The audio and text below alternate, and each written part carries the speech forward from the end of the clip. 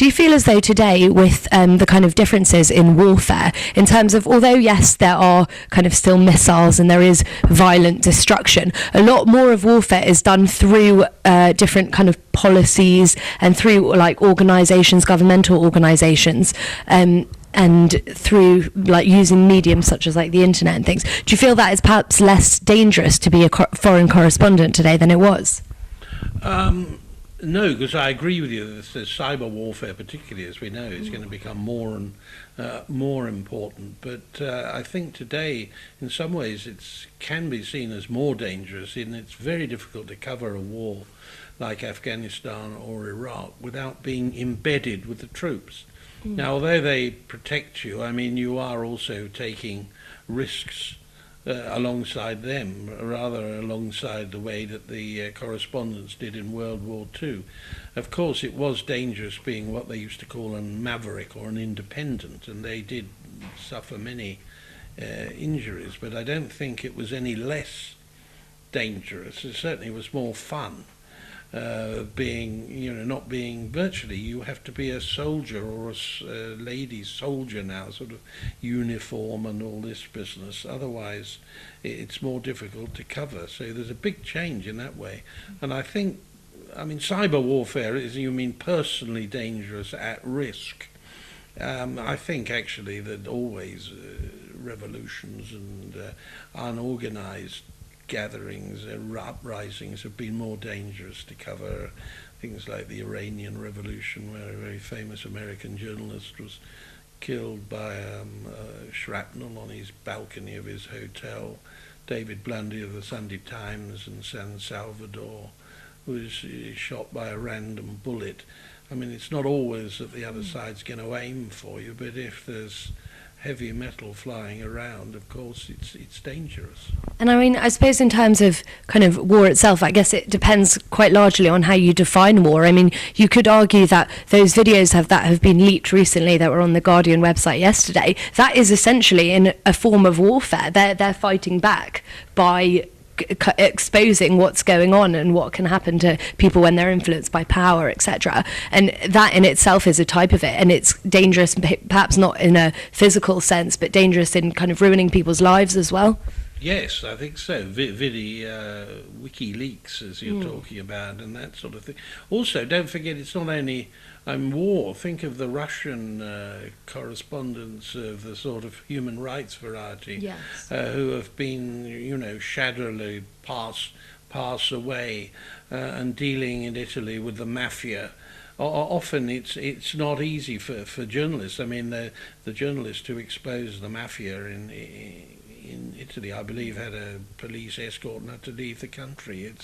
It's not always the classic battle that's necessarily dangerous, because journalists, I think, also can be divided into cameramen and ladies, and the others. I mean, the cameraman, by definition, is right up in the thick of it, but we've often seen today what some critics call hotel roof journalism, whereas the journalist, it's not their fault really, because it's just too dangerous to be out in Baghdad as a white Westerner. You're going to be lynched. So they do stand on rather tall hotel roofs with a palm tree at the back of them, which isn't frightfully dangerous. In terms of kind of being a journalist in a war environment, how difficult do you feel it is to just act as the role of an impartial journalist and not get involved and cause things and affect the situations of the war itself? Because surely by reporting on something and by being involved in it, you inevitably are changing the manner in which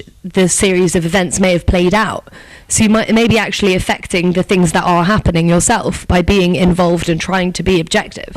Yes, I think that's, if you looked at it in economic terms, that's the microeconomic effect. I mean, a camera crew in a riot will also automatically provoke stone throwers and such like. I mean, I've seen it happen. We all have, who've been out there. And it's not the camera crew's fault, and sometimes the camera crews are indeed the target.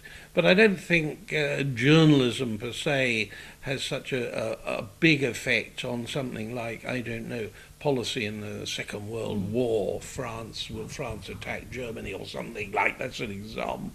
Though, on the other hand, a journalist exposing something like Belsen and Auschwitz can affect people's opinion. If it's something large and something terrible, it can swing opinion. I think where, to my knowledge, the media coverage has had the greatest effect on wider war policy, macro, as we call it, war policy, is Vietnam.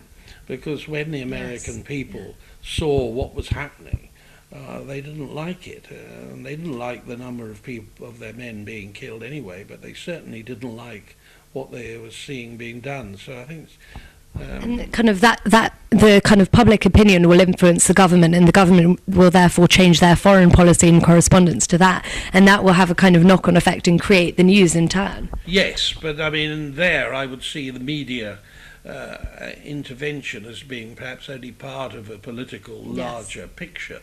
But I mean, politics is influenced by media. And going back to the Crimean War, I believe it was reports about the fact that the British had only been sent either left or right boots, but not both pairs of feet, that appeared in the Times. It caused, a major upset, and is still going on today with people complaining about lack of equipment, and it's only people out at the front line who can see, what's going on in that respect. As a foreign correspondent, how much do you feel it's your responsibility to be impartial or to deliver the principles of your own country that you're reporting for on behalf of? Good question. I think try and be impartial, but remember what happened in the Falklands. British correspondents like Simon Winchester of The Guardian were immediately imprisoned. And that tends to happen if there's a war and you're of a particular nationality.